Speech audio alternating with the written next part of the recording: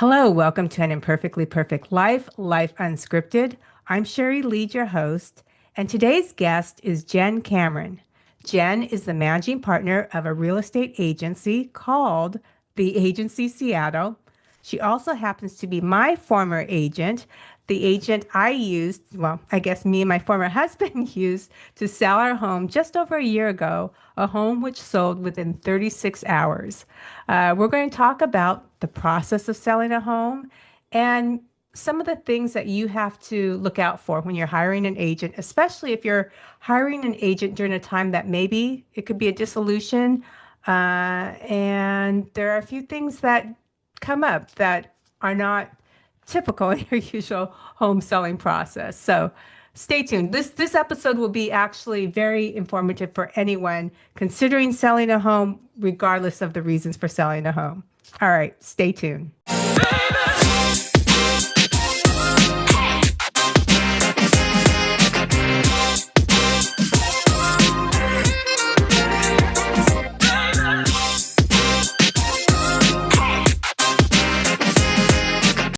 Hey, Jen, it's good to see you. Hi, it's good to see you. I love that I say, "Hey Sherry, I want to talk about this." And you're like, "Let's go." It's so perfect. It's so perfect because this season two, I'm talking about, starting all over again in real time as I'm doing right now. And the focus is, um, it's actually the focus is kind of what happens after divorce, but we're also talking about the process of it. And as everyone knows, if you've been listening to this podcast for a while, the process of my divorce was selling the family home, which is pretty common in a lot of divorces. And Jen happens to be my agent, the agent we used to sell our family home, which sold in 36 hours. Um, and I'm so glad that you're coming in to talk to us about selling a home because a lot of people actually, if they're selling a home because of some type of activity, like whether it's, moving for work or it is divorce, they might have not sold a home in many years, and there's a lot of stuff that they haven't had to think about. So you're going to break it down for us, right? Oh my gosh. Well, I have to say that the magic only works when your clients trust you and they're Mhm. open to creating more of a collaborative experience, right? It's the hardest transactions are when, you're not in sync. And with divorces sometimes, especially you might be dealing with two parties that aren't in sync with each other. But having clients that trust you is a gift. And so I think that we kind of made magic happen together. Yes, you're right. I actually know of a couple who divorced that they couldn't agree on their agent. So they each had their own agent to sell the house. And these were two agents that have different philosophies. Does that happen very much in your It experience? it has, but I work with a lot of divorce attorneys that often have me come in either as an expert or to provide a value. And usually I've been suggested from one side or another. And then the other side will have their agent. And the toughest situation is when maybe somebody has another agent and they're less experienced and maybe they're not Mm. quite a strategist. And so I always fight for, being that agent and helping the parties to see that I can navigate that impartially for both of them and give them both honest, straightforward, guidance, counsel, etc. Mhm. And in that process, what I do, one of the things that I do is I always copy both parties so that the Mm. communication comes at the same time to both. When you have two different agents, somebody's really working for one side, not the other, and Mhm. you kind of miss out on important little pieces of communication. And I don't know, you know me, I'm a type Yeah. A. I can't have two, strong Mhm. people navigating with different philosophies, like you said. Well, especially going through this process, I realized, and then now I'm at the point where I'm looking for a house. And so as I look, even just online, because a lot of the looking I'm doing now is virtual, I'm going to go in person to actually look. But I'm seeing all the little details that I saw when you were saying, "Okay, you should do this, you should do that," and I'm actually seeing these things online where I'm immediately clicking, "Nope, nope, they're not paying any attention to detail. If they didn't pay attention to that, how did they take care of the house?" And you bring up a good point. You mentioned that you've worked with divorce attorneys, and if I didn't know, I just got lucky working with you, and my former spouse, he also suggested you, so we were in agreement from the get-go, but I didn't know to even ask you, "Hey, have you worked with divorce clients before?" You ended up telling me that, but what I would suggest to anyone going through this, that they ask the real estate attorney, "Have you worked with divorce parties that are divorcing before?" Even if it's a collaborative divorce, because those collaborative divorces sometimes don't end up collaborative. So I It's would true. really ask the agent for their experience when parties are going through the dissolution, especially too when they have kids. Yeah, I think that's important.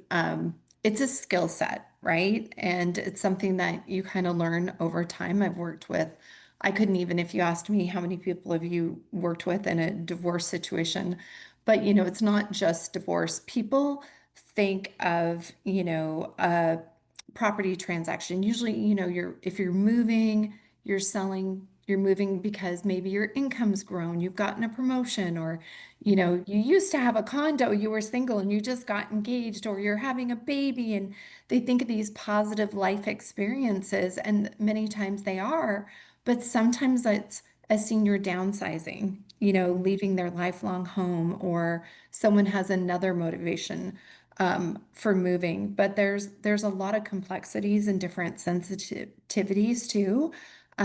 Divorce is one navigation, helping families with special needs is another. How do you create Mm.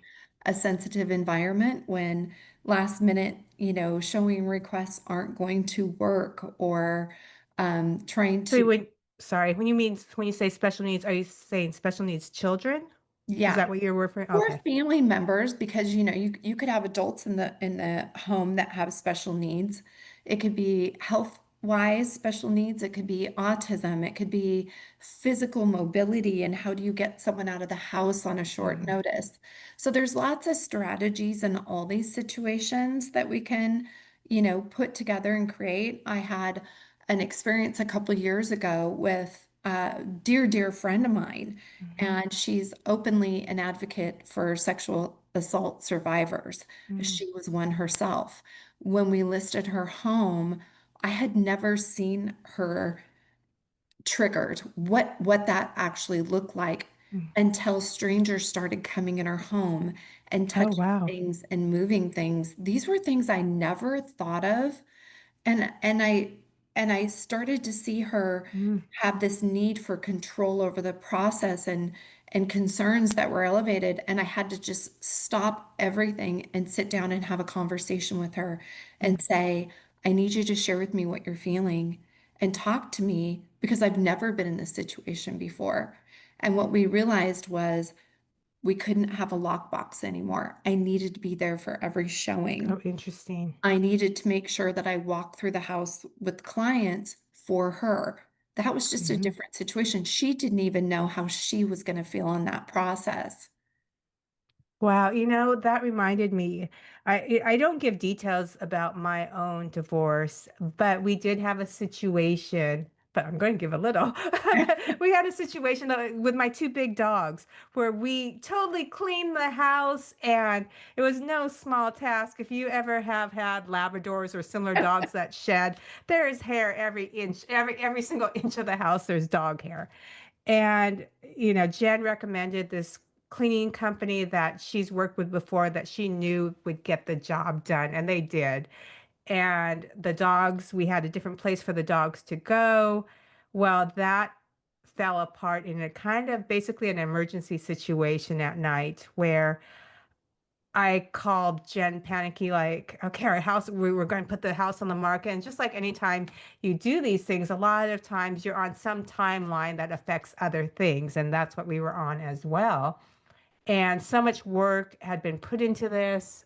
And what I really appreciate that you did for me at that point, you were like, take care of what you need to take care of. we're going to figure it out. And honestly, we did figure it out that night, We actually. did. But if you had just kind of left me there, and this is not your job necessarily to figure out where my dogs go, but if you had just left me there, it probably would have changed like I don't know if I would have been able to see that opportunity in that moment of some of the choices I had. But just knowing that you had my back, even though that wasn't part of your job title, um, I really appreciate that. I really appreciate that. And thank goodness you didn't act like this weird freaking family that I started working with. What's wrong with them? No, no. I think in that moment, I recall it was out of the blue that you were told that you needed to take both the dogs and bring them home. And we had the house perfect. I mean, Mm-hmm. it was cleaned, it was detailed. You had packed, purged, parted with everything. Mm-hmm. The walls were painted perfectly because you know how it is. I have two dogs. They come running around the corner and they slide into the wall, and you've got that one wall that's always just, a Mm-hmm. little Yeah. dingy and dented.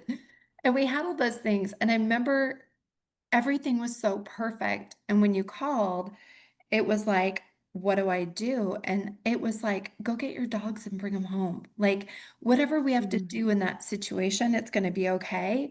But, specific to the success of your sale, we knew for sure that we didn't want it to be on the market for a long time. Mm-hmm. We knew once we got there to market, it was going to be hard to, you've got to keep the house perfect and detailed and make it really flexible for showings, which you did. Mm-hmm. You made access incredibly easy, which is a huge part of it. But we had a strategy. I mean, we had talked at length way before we ever hit the market about what our strategy was. And that strategy worked. And that's the missing piece. People list a home, they put a sign in the yard, and they hope is not a strategy, And so it's all the things you do leading up to that. I think 90% of what you do to get your home ready for market Mm-hmm. is the most important part of the home selling process. Once it goes to market, if you've done everything right, it's going to go quickly. And it doesn't take 60 or 90 days to close a home anymore. Mm-hmm. It takes 30 days. So if you've already packed and you're prepared, it's so much easier to do that than when you're just under the wire to move quickly. Mm-hmm. And so talking about the decisions that you'll need to make, what that different scenarios could be or outcomes, even talking about those before you get to the moment where that happens is key to just having a better process, less Mm-hmm. stressful, less friction. I guess that's what, as you say it, I'm recognizing I have a couple of friends that have homes on the market now, and I'm getting the difference because their houses aren't they're great, but they aren't I mean, their houses are great, the location's great, but they're not getting the traction. And you're right. I don't see the strategy that we had. You got to know us, our particular needs at that time, what a goal in mind, including the time we wanted to be out of the house and how long I could keep the dogs somewhere else. And my kids were home from college and they weren't going to be in the house either. And so there were a lot of different people's lives and animals' lives involved. And so it wasn't just pricing the house at this value, looking at the market and putting a sign up. There was a strategic piece of this and also a lot of education that you gave us. Yeah, I think it's important when, you're going through the process and maybe, they say everybody knows 10 real estate agents. You have a lot of friends in the business. I do transactions with all my friends. Hmm. I'm very fortunate. They all recommend me and use me. But when you're going through that vetting process with an agent, part of it, part of the, questions that, you'd think are, what are your fees or, what are your commissions? Forget that. Ask them, what is your strategy for selling my home? And what is your strategy if it doesn't sell in the first 30 days? Then what? Right? Because right now you hope for the short term, Hmm. strategy, but maybe it's going to take longer. Markets can change very quickly. So when you get to the market, you need to always have your contingency, right? Sometimes something turns and we have to Mm. be really smart about pivoting quickly. Another good question is, what sets you apart from other agents that I might be Ooh. interviewing? I love that question when people ask me because it gives me a moment to share stories or tell them some behind the scenes things, atypical questions. That is such a good question because the market's saturated with real estate agents.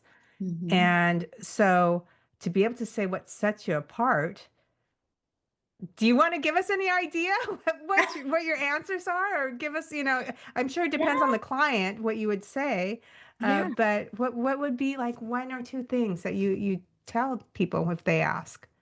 I think I well, first of all, I give a shit. The truth. Yeah, yeah. I know that I care more. I work hard. I'm not lazy. But my marketing prowess, my clients would say that they have I think somebody just wrote a review and he's high up at Meta and he said to me, Jen, I've never written a review, but I'm going to write one for you. And I hadn't even asked. And I was so flattered by that. And he said he never had a good experience selling his home until we worked together. And I remember in that process, a lot of it was my communication style was Mhm, he never had to ask me. He always knew along the way what was mm, going on. And if I hear complaints about agents, that is one of the things is they don't tell me what's going on. They don't communicate with me. Make sure that you hire someone that will communicate with you before you have to ask them the questions. But yet you always feel free to reach out to them.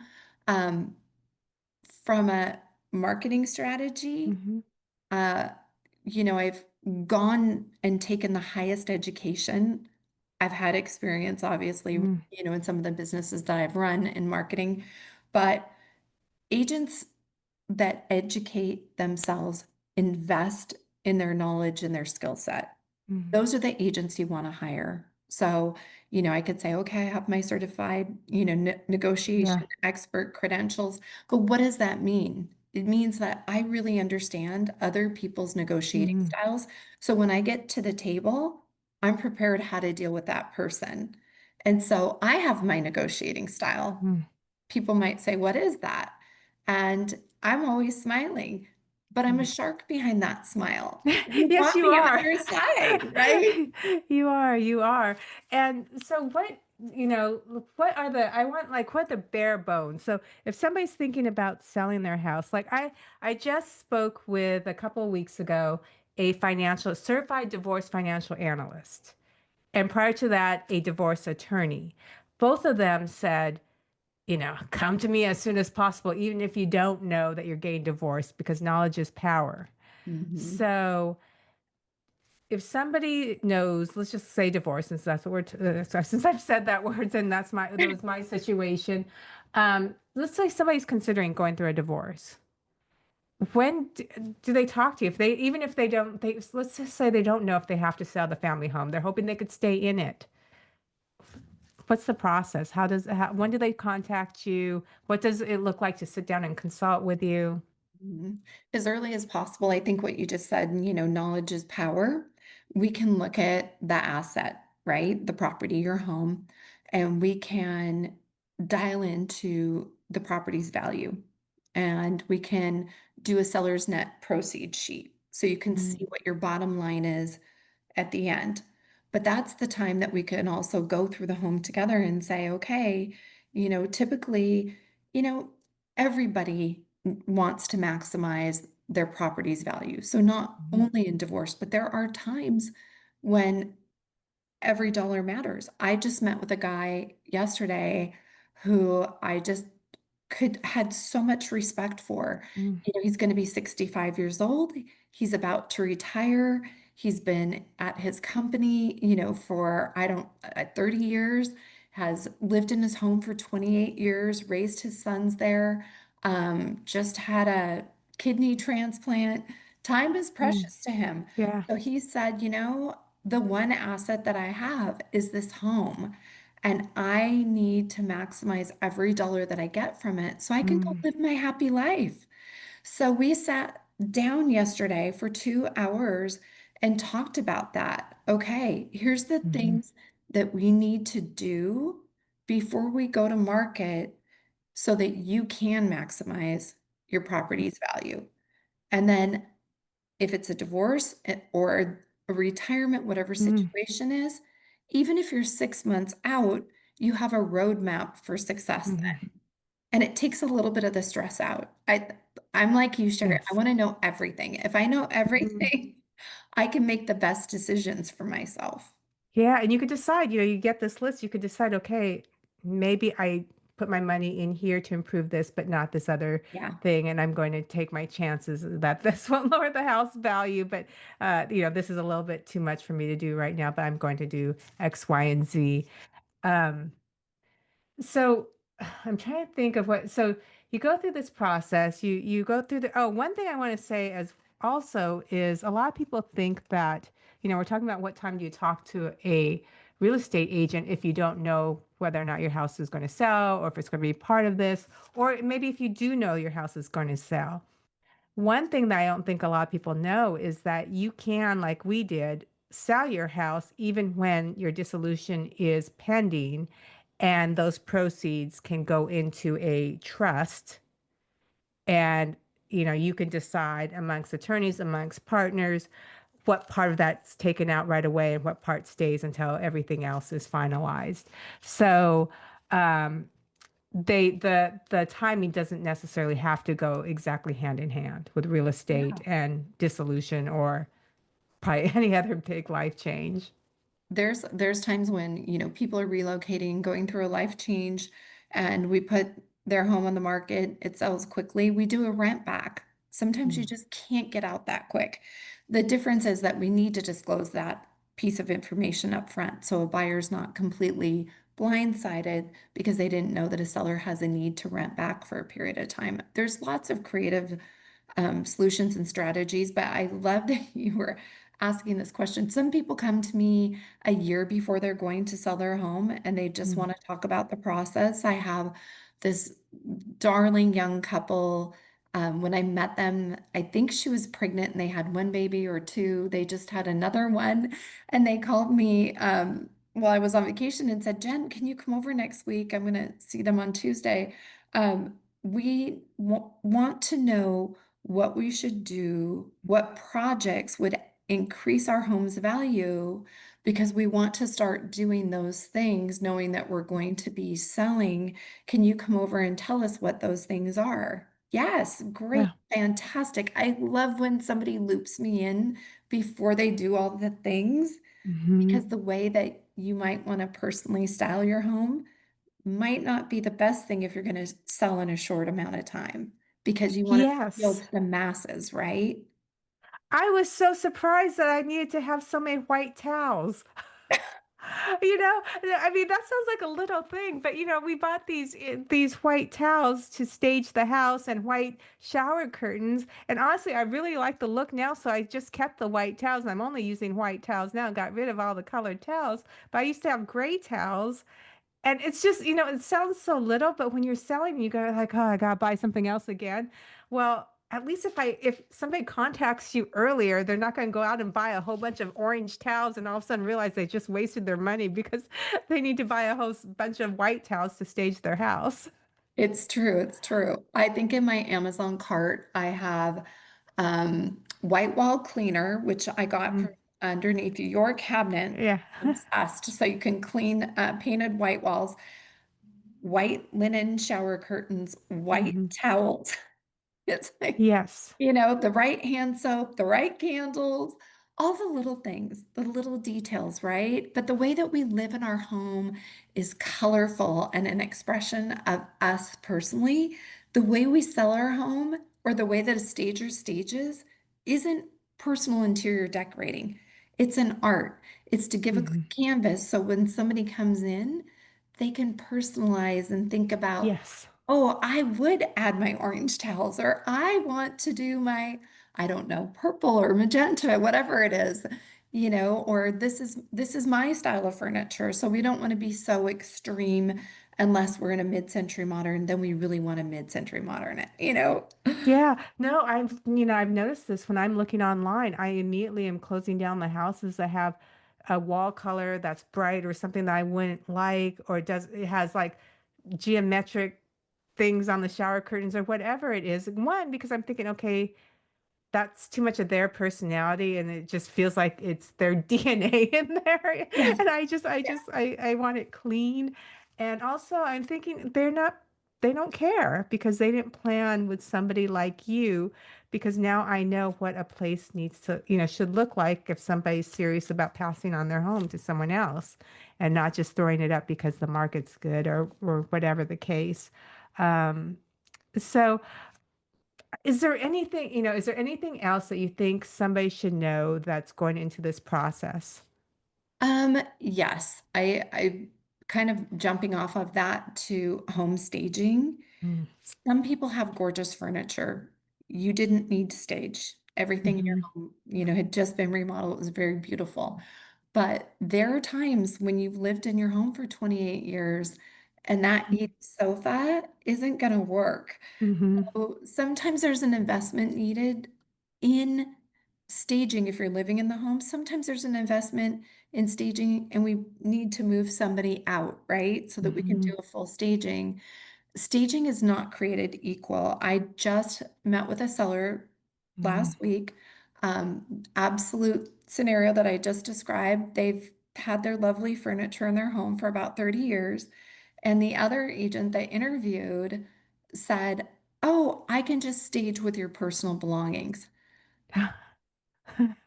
It's that does not work. It does not work. Mhm. And so all staging is not created equal. And you need to find an agent that's going to tell you the truth, even if it's not what you want to hear.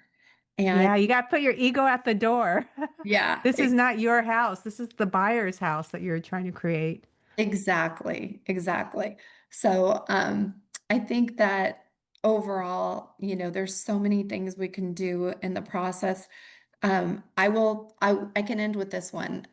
You asked me the question how I differentiate. Mhm, I have a hard, fast rule. So, unlike a lot of agents, I don't recommend an open house when my sellers are living there. I will do it if the home is staged and they've moved out or it's new construction. We'll do open mhm, houses all day long. I believe that buyers should be vetted before they're mhm, ever allowed to walk into your home. So if somebody calls or tries to book an appointment, we have a great app now. It's called Showing Time. You can go on there and say, "Hi, Jen, I'd like to show your listing at 5:30." I can pick up the phone, call the agent and say, "Okay, are your clients already approved for their loan? mm. Or are they cash? Do you have their proof of funds?" Once we get through that, then I can confirm the Mhm. showing. So there's strategies that are out there to just make the process for you so much more seamless and frictionless and Yes. stress-free.